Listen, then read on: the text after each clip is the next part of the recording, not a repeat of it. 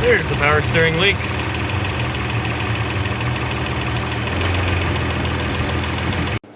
This is a dirty job. This thing's been leaking and there is just caked on oil and grease everywhere.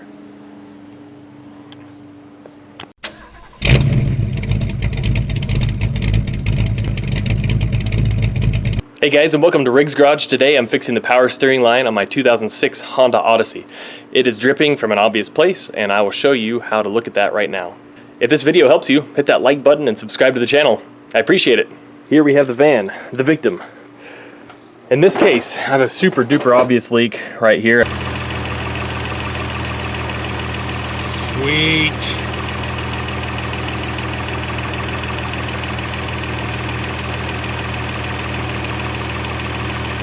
The rubber is literally cracked. Yours might not be so obvious. There are a couple other things to look at here. A lot of times this O-ring goes bad and sucks air into the pump, making loud whining sounds. This O-ring is a very simple fix, and I'd recommend looking into that first. The rubber hose is the most likely place, this high pressure hose is the most likely place for it to leak, so check all along, and then you can crawl under the car as well. I put the car in the air using ramps, but of course you can use a jack at the factory jack point, and make sure you have jack stands. Set it up as high as you can, because you'll need to get under there to work. Right back here behind the subframe here, you can see the hose right there running here, and there's supports here, and then the hose is going to plug into your steering rack right over here on the side. Right there. Right there. So if your hose is leaking on the connection anywhere in there, have a look at it, see if it is the hose or the connection. Let me know what you find in the comments below. For your reference, so you know what you're getting into, here is the new power steering hose. I'll put a link below to the place on Amazon where I got this. It's a highly rated hose, and it is hundreds of dollars cheaper than Honda, and it is almost $100 cheaper than even the auto parts stores. So check out the link below. Here we go. This is where it connects to the power steering pump. It does come with a brand new O-ring right here. Great. This is going to come down, and right here there is a power steering sensor. So you'll need to unplug that and rethread this. We'll have a look at the fitting and see if we need to tape that or not. Here are two new rubber grommets. These are the two mounting points where there is a strap holding this in place to the subframe of the car. And finally, here is the flare fitting. Before you install this, go ahead and look at this flare. Make sure it is not distorted in any way. Sometimes flares fail and the quality control people don't catch it. So check the flare, make sure it's perfectly round, no imperfections. This one looks great.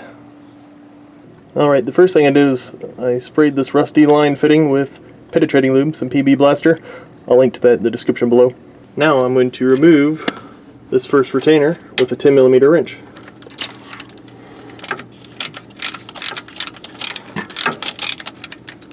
Now I'll do this one.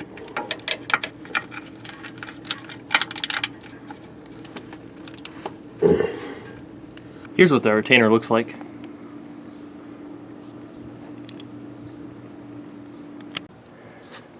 Here's the crow's foot setup I'm going to use, 14mm. You can see these are flared. So I have a set of these. They're flared for line fittings just like this, so it can reach over, and they're designed to not strip these. So I've got a link in the description below to buy a set of these crow's foot sockets.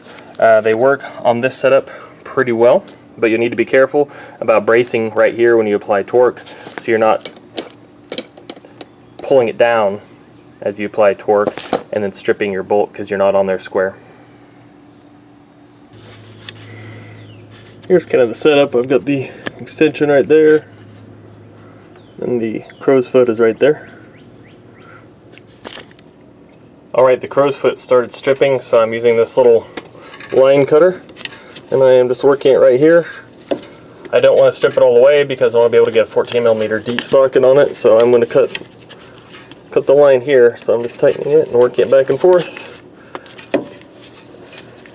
to leave room for a 14mm deep socket.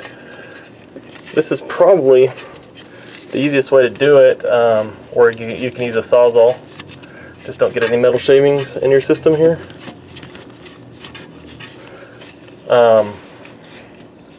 But you might use this option as plan A, because this is the second one I've done like this where we had to cut it anyway. Here's a line tool I use to cut. There's a link in the description below to one of those. These are really handy and they're only a few dollars. Alright, I'm going to wiggle this power steering line back and forth. See if I can break it. Yep, I broke it. Broke it right where I was making that cut. Just going to get it off there. Now it's dumping fluid on me, of course. That's cool. Alright, free. Victory. Got it with a 14mm and a short extension and a deep socket. 3/8 drive.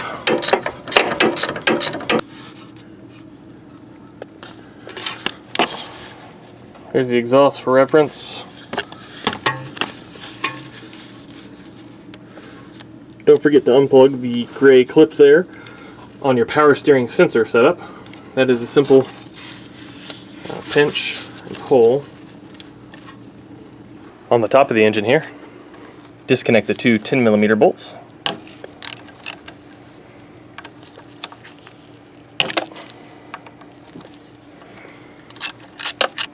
And then on the back of the engine here, you see that band.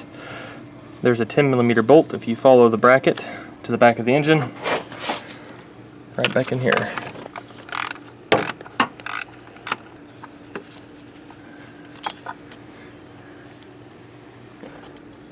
And there's the bracket. Let's see if we can pull the power steering line out the driver's side. Be careful. Be careful with your sensor. You are wanting to save that. This is coming out the driver's side. There we are. Now I'm going to transfer some parts over. Now I'm going to go ahead and transfer this sensor over to its new home on the new hose. Alright, I've got a 17mm holding the sensor here, and then I have a thin 17mm. See how wide it is not? Regular one doesn't fit here. It's pretty annoying, but I've got that thin wrench. If you don't have a thin wrench, maybe some adjustables work. This one didn't. This is a little Sears.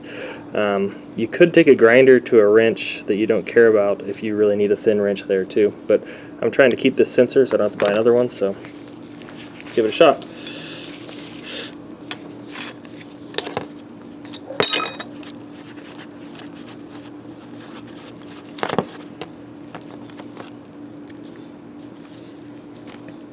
You'll see this sensor does have an O-ring on it, so I'm going to put a new one in its place. I have a metric O-ring kit I got off Amazon. I'll put a link to the description. I'll put a link to that in the description below, but definitely replace this O-ring while you've got it out. Here's my new O-ring on the right. There's the kit I was telling you about. New O-ring is installed. I will lube it up with a little bit of power steering fluid here. Now here's the new hose, and we will install this same way that we took it out.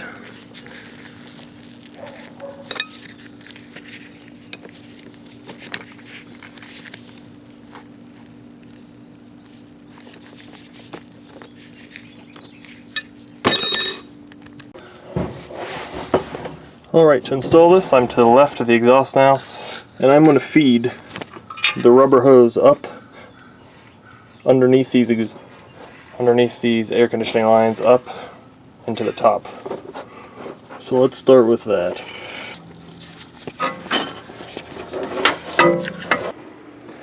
Alright, now I'm going to reach down and grab the hose, bring it up, and we're almost there. Now I'm going to go down below and adjust things. You can see I got held up here, so let's move stuff around. Alright, now I have the line situated. I'm just going to hand thread it in a little bit. So I've got a few threads up in here. Make sure you're square, make sure you don't cross thread this because you only get one shot at this. Once that's in place, then I'll start working my way up the line here, adding the retainers. And then we're close to done. Alright, I hand tightened that as far as I could go. Now I'm going to put in a couple retainers here to hold this line steady. Reconnect the sensor. Snap. You just shove this through a really dirty space in your car, so check the end here, make sure there's no globs of junk, dirt, debris, detritus. Make sure it's clear, and then lubricate this new O-ring with some fresh Honda power steering fluid.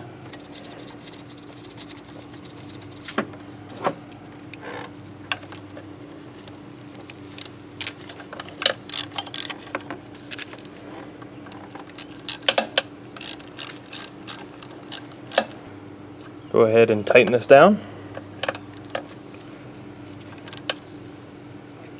Before you forget, this back bracket, line it up and bolt it to its spot on what feels like the valve cover. The hole is right here. Now to retighten the pressure fitting, we are going to use the 14mm crow's foot extension here and 3/8 drive ratchet.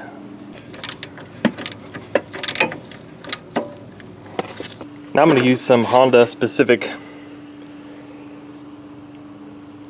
power steering fluid. Top this up, fire it up.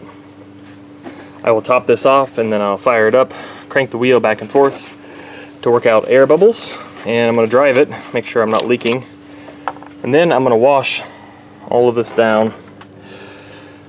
I think some of the leakage killed my alternator actually, which is neat.